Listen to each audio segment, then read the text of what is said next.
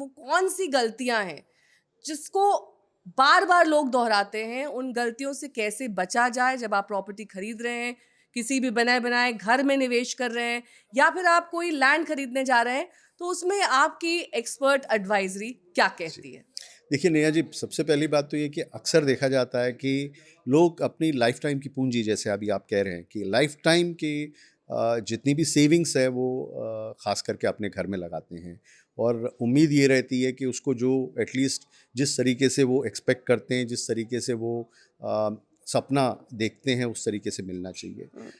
हम जितने भी हमारे पास मैटर्स आते हैं या जो भी हम देखते हैं मार्केट्स में भी, इन्वेरिएबली क्या रहता है कि अब एक प्री रेरा पोस्ट रेरा हम एक बार को बांट दें मार्केट्स को, वो एक बेटर रहेगा।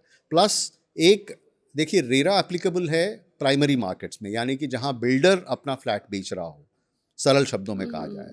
दूसरा ऐसा होता है अक्सर कुछ ऐसे भी जगह देखते हैं हम कि जहाँ पे अप्रूवल्स भी नहीं है, वो अपने आप को बिल्डर्स कहते हैं, या अनऑथराइज्ड कॉलोनीज में काफ़ी देखिए तो ये ऑथेंटिसिटी कैसे चेक होती है हाँ, कि ये मैं उसी अप्रूव्ड पे आ रहा बिल्डर है? हूँ। क्योंकि हमें तो 5 बिल्डर्स के मान लीजिए नाम पता है, जी और वही कॉमन जी सिनेरियो भी होता है। जी जी उसमें आपने टॉप 5 लिस्ट करे, जी आपको लगा इनके प्रोजेक्ट्स बेहतरीन हैं, जी कई बार वो अफोर्डेबल कैटेगरी में होते हैं, कई बार नहीं भी नहीं होते हैं, होते तो हम थोड़े कम सेकंड ग्रेड बिल्डर्स पे आ जाते हैं, जी और धीरे-धीरे जिसका जैसा बजट हो, इच्छानुसार वो उसी हिसाब से बिल्डर्स पर उँगली रखता होंगे। है। देखिए, तो सबसे पहली बात तो ये है कि जो रेरा आने के बाद एटलीस्ट ये हो गया कि 500 मीटर या 8 घर या 8 फ्लैट कोई बनाता है किसी प्रोजेक्ट में, उसको रजिस्ट्रेशन कराने की ज़रूरत है, आवश्यकता है रेरा अथॉरिटी के साथ।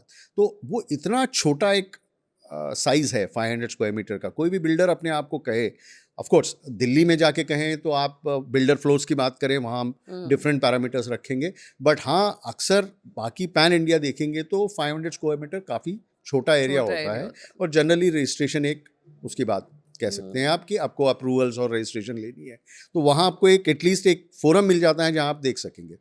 बाकी आप देखेंगे तो मैं जैसे अनऑथराइज्ड कॉलोनीज की बात कर रहा हूँ, वहाँ पे अनफॉर्चुनेटली आज भी लोग एडवर्टाइजमेंट्स चल रही हैं और लोग मिसलीड होते हैं, उसमें थोड़ा सा सावधानी अभी भी बरतने की ज़रूरत है। थर्ड लेवल सेकेंडरी मार्केट्स है, जो मैंने कहा कि जैसे एक एक दूसरे से आप इंडिविजुअली खरीदारी कर रहे हैं, वहाँ क्योंकि इंडिविजुअल टू इंडिविजुअल रहता है, वहाँ अक्सर इतना धोखाधड़ी नहीं रहता है।